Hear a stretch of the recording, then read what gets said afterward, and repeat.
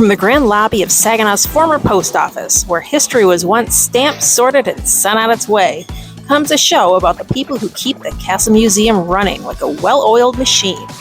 Welcome to Postscript, the podcast that delivers the stories behind the exhibits, the laughter behind the scenes, and the passionate folks who keep this historic landmark buzzing.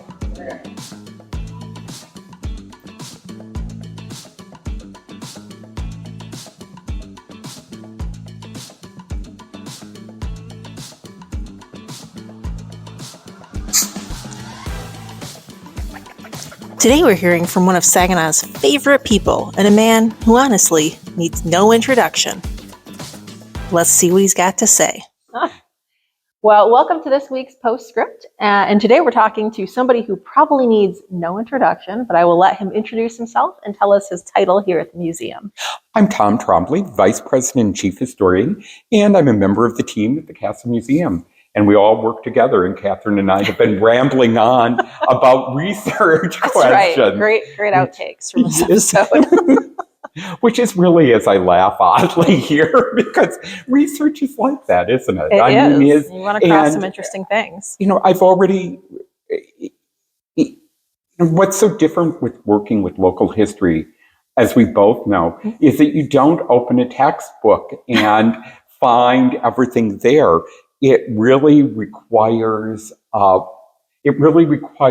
using very unconventional techniques. Yeah. And sometimes we feel like when we have research questions, we almost feel like used car salesmen, because we have to explain to people why this shows what they are looking for. You can't just open a book. A photograph might have in a detail that is so important, but so easily overlooked. The one we discovered for our upcoming exhibit was a photograph of Saginaw's, what we believe is Saginaw's first Chinese restaurant, the China Inn. And you know, when I wrote the post and researched it and discovered it, I realized we don't have a photograph of it. I read the newspaper description, and I needed a photograph at a very specific time of Genesee Avenue. We have a lot of photographs of Genesee Avenue. Of course, none at the exact moment we need. As we're talking about using yearbooks and photographs. And then I realized that was about the time of the flood, one of the many floods that inundated Saginaw. And there it is. A clear view of the restaurant. But you have to look, and you have to go in, you have to convince everybody, no, you don't want to look at the really interesting moving carriage. You don't want to look at the really great photograph of the Eddy building down the street. Nor do you want to look at the Frank and Sam lunch counter. That's at least what we think it is. What you want to look at is that little sign there that is a document of a restaurant on the second floor. And we don't understand the ventilation system or how you get food up to the second floor in a building that probably wasn't served by an elevator. We'll probably never know. We never will. Oh, we have ways, don't we? That's true. Yeah. We have the Sanborn fire maps that show excruciating details and those overlays of years. So, you know, sometimes we're just sitting there looking at stuff and inventing stuff. We were chatting before about a research question we had, and I was going to say we do not have a photograph of the house in question. And then all of a sudden I realized, I believe we do. And so this is going to be a shorter podcast than we intended, because I want to go up and find the solution. No, I mean, like, that's one of the things that I have definitely picked up from working here and from, you know, doing stuff with you, is that, like, you really have to look closely at photographs. All my background research was really in, like, government documents. And so it's a close reading of documents, but photographs are something different. And there really is, sometimes you don't pay attention to what's in the background, but sometimes that's the most useful thing. Detail. And the other thing, in government documents can be read in different ways. They can indeed.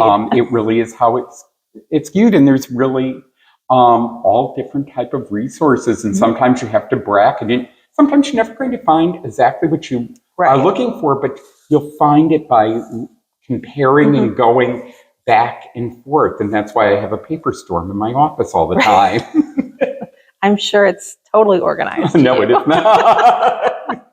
So, Tom, tell us how you got to be chief historian here at the museum. Just kind of the same way. I had the first job it wasn't the first job I had. I had planned on going to law school. Oh. And I realized halfway through college that I really had not made a decision I was happy with, but just kind of pressured on. And I did an internship at the county, and I really did more and more realize that public administration wasn't really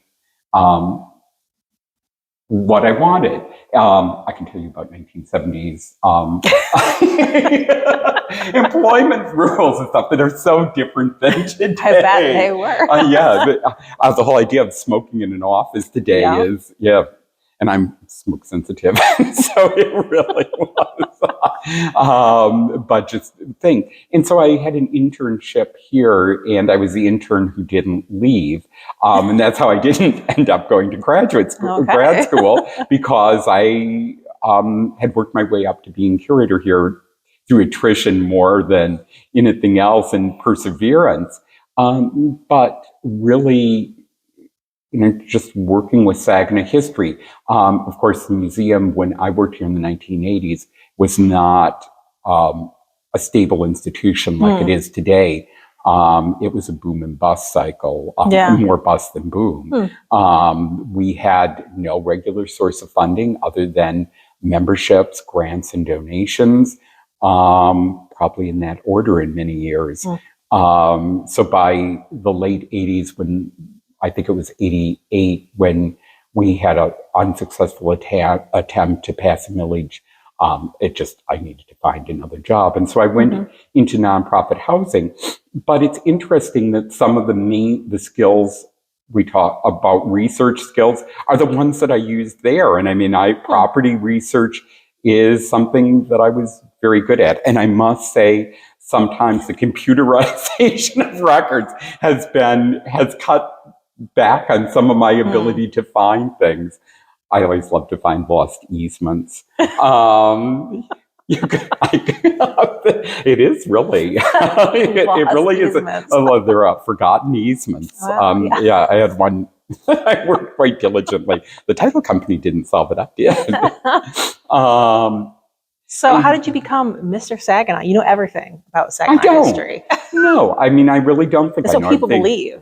People, and I always am very honest that I don't. I mean, it's through talking to people and learning. I learn from you with government records all the time, which are something that we need more of. I don't know if the government needs more records. We really are just rambling here when I say more government records. And I know we've both become addicted to the online version of the Saginaw News through this library. You can really get lost. I mean, I would never have thought I'd be able to find how many servants people had. You can tell people who were had difficulty finding their servants when houses were sold. I had a hopeless case and found an ad for a house which included a photograph. It's grainy, but it's a photograph. Right. So I count that as a win, even though it may be unrecognizable. It's a win. So it's just really through learning. I mean, I view, last Sunday we featured Grace Sample McClure, and one of the things, and I hope it was clear in what we put together, but, and maybe I'll go back and rewrite it and do a second recipe. But I mean, one of the things she stressed was just, you don't stop learning. You go through life learning, adapting. She became state librarian, politically appointed positions being what they were, an governor changes and your position changes. Or else you adapt to a new party. My grandfather did that once. They usually clean house. So often if you're good enough, you can work your way around it.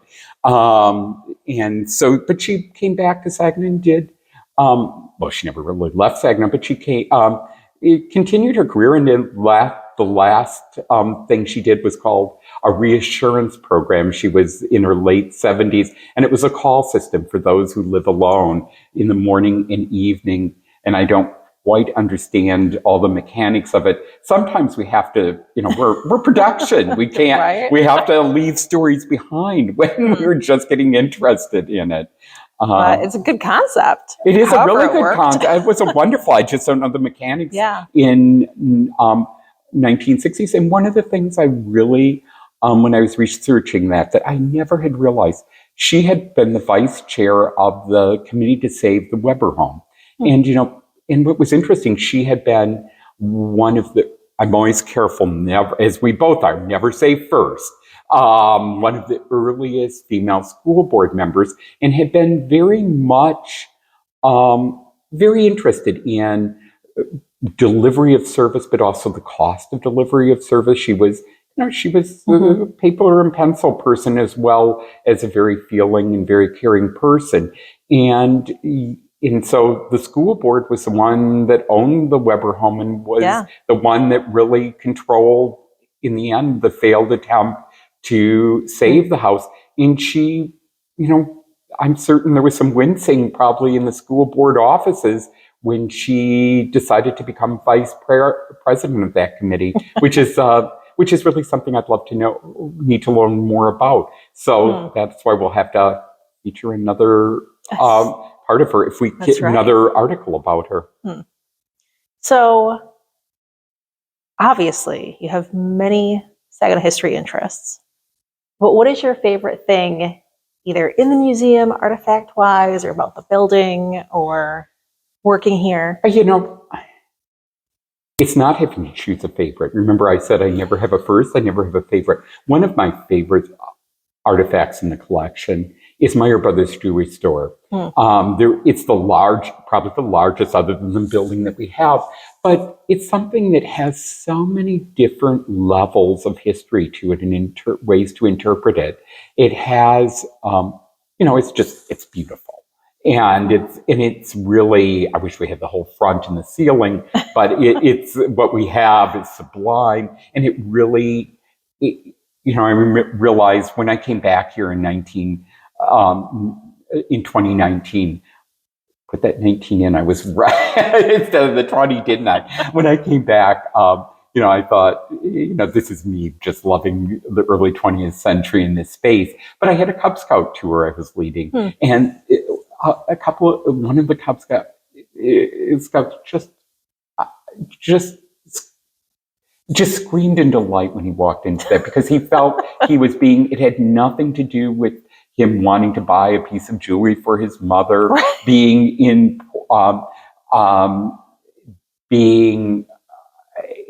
interested in the fact that all the glass was made in Saginaw, that the mahogany was imported in what had been, for the city that had been the lumber capital of the world, that it really is prefabricated, slides together, and really goes along with that whole industrialization and prefabrication.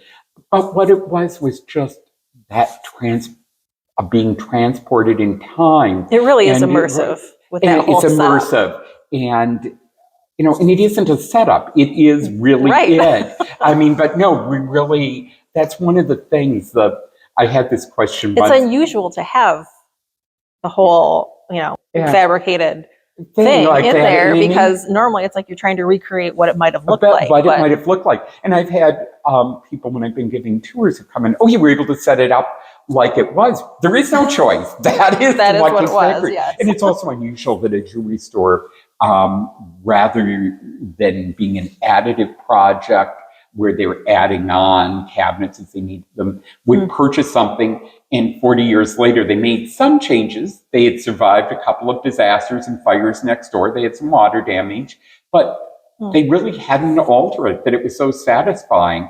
And if anybody's listening to this and the location of the Meyer chime clock, you can find my telephone number or email address easily on our Facebook page. There's a photo of it. I've done articles on it. Someday it's going to come back home. Someday it'll resurface. You never know. You never know. and it didn't keep very good time, which well. is by the 70s. So what do you think about around Saginaw, all these older buildings? Certainly some of them for a long time, like the Potter Street Depot, they've been working on saving for 40 some years, I think, that group. But some other buildings, there's the WSGW building down there that there's kind of been, question, should we save these things? Should we redo them? Should we tear them down? Like, what do you think about all of that? I think that I'm not going to go on record on any particular building because I love buildings and I can't, sure. and a vacant lot is painful, but I'm going to, and it is. And there is, there's, and if you listen to my longer lecture about communities, whenever you demolish a building, and a building that is destroying another building or is blighted, does sometimes have to be removed. But every time you remove a building from an urban streetscape, it creates a gap, and it's like dentures. If you don't put a plate in, everything shifts over. In this case, sometimes they do shift, don't they? And the next one comes down. Sometimes demolition isn't always within the boundaries. So, every building that's lost is not just a loss for the community, for that building. It's a loss for the community. And once you create a gap in that urban wall, it really takes away that ability to walk. One of the things, some people complain about parking, and we don't have a parking problem down here. You just walk. But the thing is, when you walk by vacant fields, it's not like training for a marathon that you're running through farm fields. You're going by areas that feel uncomfortable. So I know the WSGW, which is the Bliss Mason Kahan WSGW block, which was designed by Ludwig Belusin Buddha, who was one of Saginaw's first professional architects. There were other early ones, but he taught a whole generation of architects through his drafting class at the Germania. And it was described as a beehive of activity. One of Saginaw's first, if not first, telephone exchanges was in the building. It's just amazing how much history you can fit into 150 years. That said, it is a very challenging building. I know that the DDA has, or I think it's the DDA, either the DDA or Land Bank, there is a project right now to, I think they're going up for bids, for RFPs, for development. Sure. So, that is. And the one part interesting about that the two lower buildings on either side, so one is the Boz grocery store, which was originally I always get this confused. People say, well, anyhow, it was a bank. There was a savings and loan in a bank. And I always think if somebody passed away and you said, I have an account, don't forget about it, People's, they wouldn't know which bank to go to.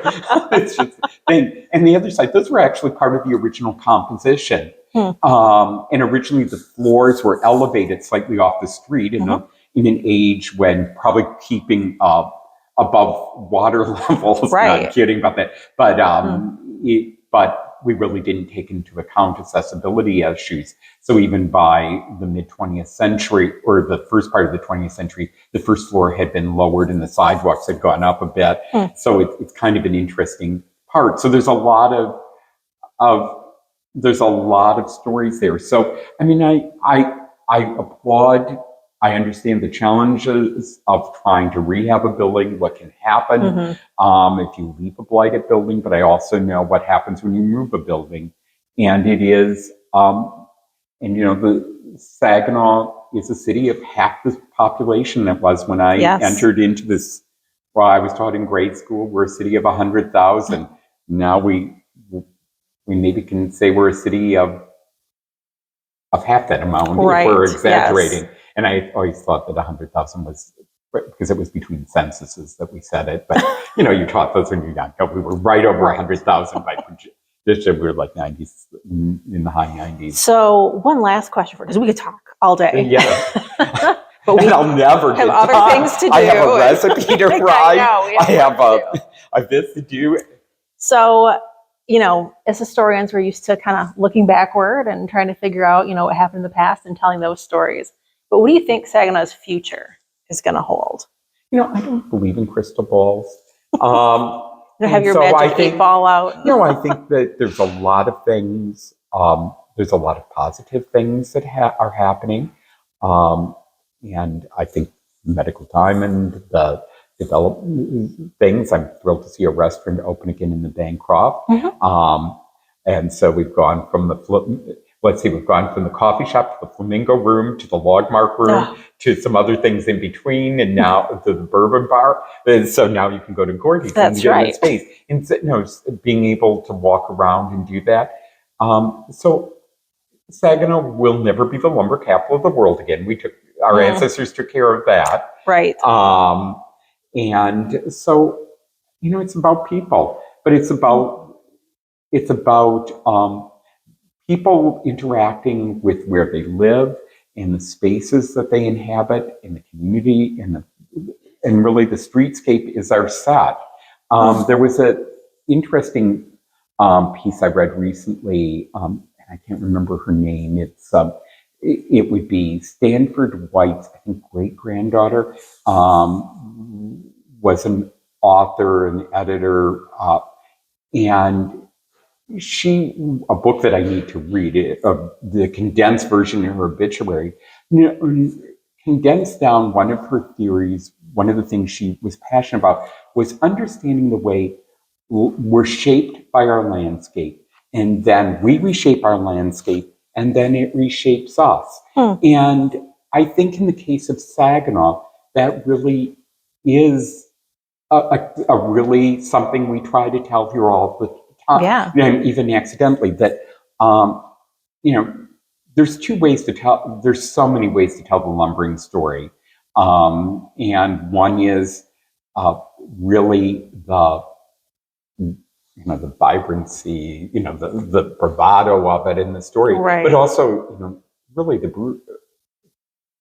really how horrible it was to work in lumber camps, and how horrible it was, and what happened to the landscape, and that it wasn't Saginaw itself. I mean, we cleared the pineries of Michigan, and they didn't become happy little farms. They became now nice areas to go on a summer day, but they're not huge stands of timber like they once were. And there was no farming, no successful farming in between, although we do have receipts from one of the Saginaw Lumber Company farms. And when you go out to the location where our office was, where the land office was for the lumber company. And then, so then we use that. There's that whole part after that where the river, where I've been laughing all week by saying from workhorse to racehorse for the river, because really that is what happened with the upper parts of the Saginaw River when you get up to, when you're south of the city, when you go, I think I'm directionally challenged, but I think it's south of the city beyond Ojibway Island towards Bridgepoint and the Shiawassee and the Tittabawassee, that there's a period of intense recreational use that really, after the lumbering, you couldn't have had that during the lumbering period, because, I mean, they were crammed with logs and were stuff. And then, it's just, there's the whole flooding. I mean, and that's probably connected. It's not just connected to the clearing of the forest. It has to do with the reclaiming is not a word like first we should use, the floodplains, which were the prairie farm, that it really changed the water flow. When we were talking, as we were talking about here, as we were talking before we started, or maybe we are going to include our chatting, I don't know. You never know. This, Catherine. I will edit it. But one of the things that we talked about was how the area around the Grove and Lake Linton, and really how hard it is, even when you walk around there, it is hard to, with a map from the 1870s, it's hard to figure out where your feet would be in the water and when they'd be above water.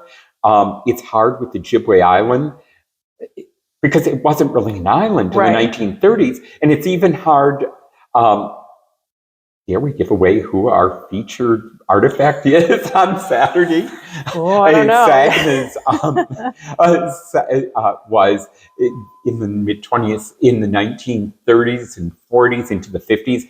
Margaret Carlin Conrad, who's purported to be America's, and she's always careful to qualify that there's no other registered dredge operator. Right. So she was very aware, and as was the newspaper, that you're always going to be wrong if you say first, and you're going to diminish the quality of what is really an accomplishment. But one of her projects was dredging the Turning Basin on Ojibwe Island. Also, she did a project where they built dikes, and that whole northern end of the island, which really isn't part of the original Rust Part deed, that when Season was going to construct, that's a whole other story. We don't have an hour and a half here. I mean, I don't fully understand. But there's always so much more to learn, as you know. Yeah. Now I'm going to turn the table. What's your favorite item in the collection? My favorite item? There are so many interesting things in this collection. That was very close to my answer. And you forced me to come up with an answer. I mean, well, first of all, there's all the things on display. But then if you walk next door to the annex, it's like every shelf has got something interesting on it. One of the things that I always, and when I do exhibits, I always try to take care of. But one of the things I feel guiltiest about is, I don't wake up in the middle of the night feeling guilty, but I try to overcome, is the fact that sometimes just being able to look at an item and understand it, and you have to convey that to people, because obviously if there's a fragile scrapbook that you're going through, if we have people thumbing through it, that isn't going to last long. And actually, one of the projects we've been trying is to do more digitization, and I always can never say that word. Right. And it's one I always, from my vocabulary, always choose what you don't do well. But we recently acquired Lizzie Merrill Palmer rings. Lizzie Palmer Merrill rings. That was a terrible mistake. Edit that out. I know you can't. My apologies, listeners.